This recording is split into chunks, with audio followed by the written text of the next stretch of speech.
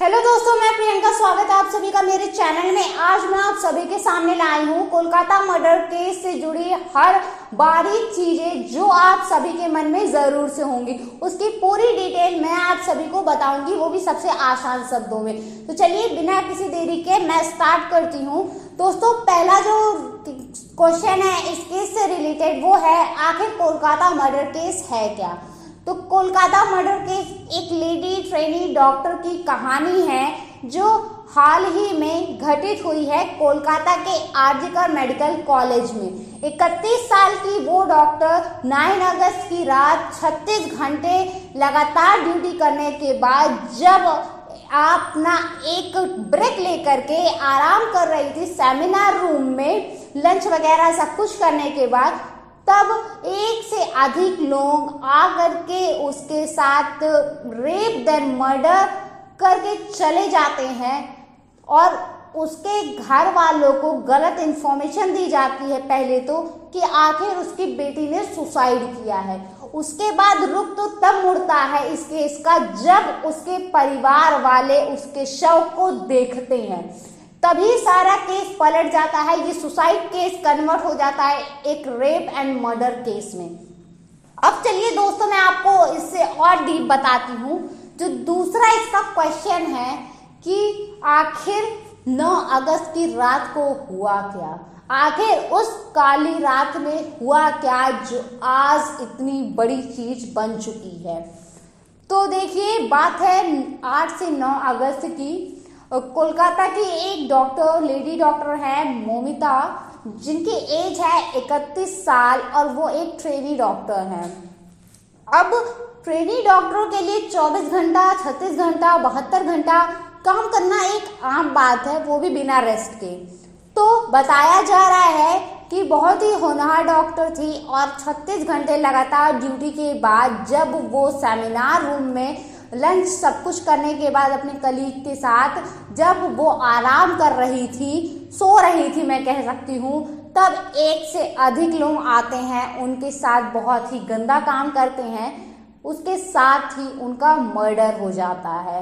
But अगले दिन जब इंटर्न एंड उनके कलीग वहां पर एंटर करते हैं तो उनको वहां पर उनकी लाश मिलती है एंड करीब 10:53 पर हॉस्पिटल से एक कॉल जाता है उनके घर वालों के पास कि आपकी बेटी बहुत ज़्यादा बीमार है, आप सभी फटाफट से हॉस्पिटल आ जाइए।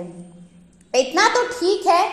अब उसी के करीब 20 मिनट बाद एक कॉल फिर से जाता है उसी सेम नंबर से कि आपकी बेटी ने सुसाइड कर लिया। आखिर ये मैटर है क्या। अब घर वाले भी एकदम सनपात गए, मैं कह सकती हूँ एकदम शॉक कि आखिर इतनी ब्रेव गर्ल ऐसा कैसे कर सकती है। बट पेरेंट्स तुरंत ही हॉस्पिटल पहुंचते हैं। बट वहां का सीन तो कुछ और ही था। वहां पर वो लोगों ने करीब 3 घंटे उनकी बेटी से परिवार वालों को मिलने नहीं दिया गया। अब ऐसा हॉस्पिटल वालों ने क्यों किया नहीं कोई पता, उसका आंसर तो जांच पड़ताल के बाद ही पता चलेगा। बट मैं बताऊं आपको मिलने भी कैसे देते, क्योंकि उन्हें करनी थी वहां की साफ सफाई। साफ सफाई से मतलब है सारे सबूतों को मिटाना था, क्योंकि केस तो मर्डर का बन चुका था। बट अब घर वालों को कुछ भी समझ में नहीं आ रहा था। घर वाले अब बहुत ही ज्यादा परेशान। वो जब अंदर जाते हैं, उनको कहा गया बाद में 3 घंटे बाद कि आप जा सकते हैं, केवल एक पिक ले सकते हैं, अभी आपकी बेटी को नहीं दिया जाएगा, आप लोगों को हैंडओवर नहीं किया जाएगा। तो जब उनके पापा अंदर जाते हैं और अपनी बेटी को वैसे ही जमीन पर पड़ा देखते हैं तो वो एकदम से शॉक हो जाते हैं और टूट जाते हैं और फिर उनके बयान की वजह से ये सुसाइड कन्वर्ट हो जाता है एक रेप एंड मर्डर केस में। इस बात की जानकारी वो वहाँ के अपर पुलिस वालों को देते हैं, जो वहाँ के हेड थे पुलिस वाले, जो उनके एरिया के थे। वहाँ के बाद जब वो लोग इन्वेस्टिगेशन करने आते हैं तब बाकी सारी चीज़ें पता चल पाती हैं और ये था 9 अगस्त की रात का काला सच कि आखिर उस डॉक्टर के साथ हुआ क्या। अब जब तीसरी बात आती है इसमें, मौकाए वारदात पे पुलिस को क्या क्या चीज़ें मिलती हैं। पुलिस की इन्वेस्टिगेशन हो चुकी है स्टार्ट। अब वहां पर पुलिस वाले जब आते हैं तो उन्हें वहां पर जो लेडी डॉक्टर है वैसे ही जमीन पर पड़ी हुई मिलती हैं, बहुत ही गंभीर हालत में, बहुत ही मैं कह सकती हूँ एकदम से जैसी कि वैसी पड़ी थी। उनका सारा सामान, लैपटॉप, मोबाइल और नोटबुक, नोटपैड सब कुछ साइड में पड़ा था और वहाँ की सारी चीज़ें अस्त व्यस्त थी। अब जब इतनी सारी बातें हो गई तो फॉरेंसिक डिपार्टमेंट से भी डॉक्टर्स को बुलाया गया। उन्होंने वहाँ की बारीक से जांच की और वहाँ पर पाया गया कि बहुत सारा मैट्रेस पे जो है, मैट नीचे जो बिछी रहती है, एक से ज़्यादा लोगों के बाल पाए गए और इसके साथ ही जिस वॉशरूम में उनका खून वगैरह धोया गया था, मैं कह सकती हूँ वहाँ से बहुत सारे सबूत गायब हो चुके थे। उन 3 घंटों में मैं कह सकती हूँ कि वहां से सबूत गायब किए गए हैं। अब देखिए, अब बढ़ते हैं कि आखिर उनके घर वालों का बयान क्या है, उन्होंने क्या बयान दिया और उनकी सरकार से क्या अपील है। तो फ्रेंड, जैसा कि मैंने आपको बताया, 3 घंटे बाद जब उनके फादर अंदर जाते हैं, एंटर करते हैं, उन्होंने अपनी बेटी को वैसे पड़ा देखा तो उनका बयान ये था कि मेरी बेटी के साथ बलात्कार हुआ और उसका मर्डर किया गया है। ऐसे ही नहीं, इतना सब कुछ हो गया है, क्योंकि जिस हालत में उन्होंने देखा वो मैं आपको बयान नहीं कर पाऊंगी। तो इसके साथ ही उनके बयान को रिकॉर्ड किया गया और फिर आगे की कार्रवाई की गई। अब देखिए फ्रेंड्स, जब इतना सब कुछ हो रहा था तो वहाँ पर ये हुआ कि अचानक से जो वहाँ के प्रिंसिपल थे, मैं कह सकती हूँ जो हेड थे हॉस्पिटल के, जिनका नाम है संदीप घोष, डॉक्टर संदीप घोष का मैं अचानक से एक बदला हुआ रूप आप सभी को बताऊं। जिस हॉस्पिटल में इतनी बड़ी बात हो गई, अचानक से 12 अगस्त के दिन उन्होंने उस हॉस्पिटल से रिजाइन मांगा, बट उनका रिजाइन ना हो करके उनका ट्रांसफर कर दिया गया कोलकाता के एक हॉस्पिटल में। अब ये अचानक से चीजें बदली, आपके दिमाग में क्वेश्चन नहीं है क्या कि आखिर ऐसा कैसे हो सकता है? इतनी बड़ी बात होने के बाद डॉक्टर रिजाइन कैसे कर सकता है? तो क्या इसके पीछे हॉस्पिटल वालों का हाथ है एंड इसके पीछे क्या पॉलिटिक्स भी जुड़ी हुई है? बताया जा रहा है कि ऐसा होने के बाद फिर जब मामला बहुत ज्यादा खींचा तो फिर सीबीआई को इंक्लूड करना पड़ा। पुलिस से छीन करके वो केस सीबीआई को सौंप दिया गया और अब मैं कह सकती हूँ कि उनका जो सारा चीज है सब सेफ है। अब सीबीआई इस पे जांच कर रही है। जांच पड़ताल कहाँ तक पहुंची, बात है अगर जांच पड़ताल की तो फ्रेंड्स, अब ये मामला सीबीआई देख रही है एंड सुप्रीम कोर्ट में ये मामला दर्ज हो चुका है, जिसकी सुनवाई 20 अगस्त को हो चुकी है। उसकी सुनवाई अभी भी चल रही है, बट इसका नंबर जो है सुप्रीम कोर्ट में भी लग चुका है। वहां पर ये केस मान्य हो चुका है और वहां पर से अब सारी चीजें हैंडल की जा रही हैं। सारा सब कुछ सीबीआई के हाथों में सौंप दिया गया है। सीबीआई लगातार जांच पड़ताल कर रही है और बहुत सारी चीजें जो दबी थी उन सबको भी उजागर करने का काम सीबीआई ने किया और कर रही है लगातार।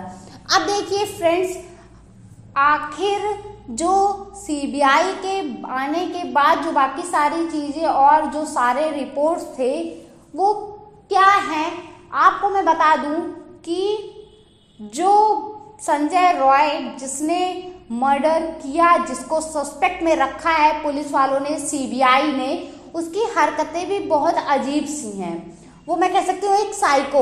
उसकी फैमिली में उसकी मम्मी, बहन और अगल बगल के पड़ोसी भी उसे कलंक कहा करते थे और उसकी जो बड़ी बहन है वो सब इंस्पेक्टर है कोलकाता की एंड छोटी वाली जो है सिविल वॉलंटियर है। और उनके घर का ये बयान है उनकी बहन का कि अगर उसको फांसी भी दी जाए तो हम उसकी डेड बॉडी कलेक्ट करने नहीं जाएंगे। तो आप सोच सकते हैं कि आखिर वो इंसान कितना बड़ा हैवानियत का मैं कह सकती हूँ एग्जाम्पल बन सकता है। बट बात यहाँ पर है, बहुत सारे लोगों का ये कहना है कि उसको फंसा करके बहुत सारे जो उसके पीछे लोग थे उन सबको बचाया जा रहा है। अब ये बात तो तभी खुलासा होगा जब सीबीआई इसका फाइनल लेकर के आएगी रिजल्ट कि आखिर उसे क्या पता चलता है। और आपको इसके साथ ही मैं बताऊं कि उसके जो लेडी डॉक्टर थी, कहा जा रहा है कि एक से ज़्यादा लोगों ने उसके साथ रेप किया है। ये प्रूफ कहाँ से होता है? जो हॉस्पिटल की डॉक्टर सुवर्णा गोस्वामी हैं, उन्होंने बताया, जो फॉर्मर स्टूडेंट है वहाँ की, मल्टीपल पेनिट्रेशन एंड 150 ग्राम जो है स्पर्म उनमें से पाया गया है लेडी डॉक्टर जिनका मर्डर हुआ है। अब 150 ग्राम सीमेन मतलब इतनी बड़ी अमाउंट में भाई किसी एक मेल के थ्रू तो नहीं हो सकता है। बट अब ये सारा मामला यही तक था। मेरे पास आप सभी के लिए इतनी जानकारी थी। एंड जहाँ तक बात रही क्या इसमें पॉलिटिक्स का हाथ है, क्या ये मामला आप सुलझ पाएगा, तो मैं आप सभी को बता दूं कि कहने को तो लोग ये भी कह रहे हैं सभी सरकारी चिकित्सा संस्थान वहाँ के जो हैं, जो हॉस्पिटल है आरजीकर मेडिकल कॉलेज, वो दिखावटी है और वहाँ जो है कॉलेज के जो प्रिंसिपल इतिहास के सबसे बड़े भ्रष्ट अपराधी हैं। क्योंकि इतनी बड़ी बात होने के बाद आप सपोर्ट ना करके उन सारी चीज़ों को दबाने का काम कर रहे हैं। उनके पेरेंट्स से झूठ बोला गया। इसके साथ ही वहाँ के इंटर्न एंड जो पीजीटी शामिल हैं वो सभी मजबूत राजनीतिक से बिलोंग करते हैं, जुड़े हुए हैं। और इसके साथ ही जो डॉक्टर होते हैं वहाँ के, उन्हें पास कराने के लिए पैसे लिए जाते हैं। एंड इसके साथ ही बहुत सारी चीज़ें चल रही हैं कि जो है हॉस्पिटल में बहुत सारे गलत काम होते हैं। और जब कहीं ना कहीं से ये बात उस लेडी डॉक्टर को पता चली तो उसने शिकायत की। तो एचओडी और प्रिंसिपल को शिकायत जब की तो उसे नहीं पता था कि वो लोग शामिल हैं। तो शामिल जब उन्हें नहीं पता था डॉक्टर को तो वो कैसे करती, तो उसकी जो नई कार थी उसको भी तोड़ फोड़ किया गया उससे पहले, वारदात से पहले। और बाद में जब मामला वहाँ के हॉस्पिटल वालों से नहीं संभला तो उन्होंने फिर ये रास्ता अपनाया उसे रास्ते से ही ख़त्म करने का। अब देखिए फ्रेंड्स, ये सब तो हो गया केस का।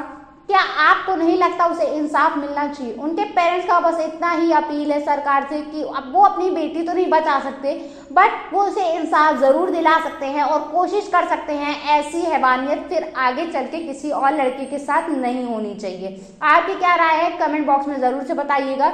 चलिए मिलते हैं नेक्स्ट वीडियो में एक नए टॉपिक के साथ, तब तक के लिए जय श्री राम।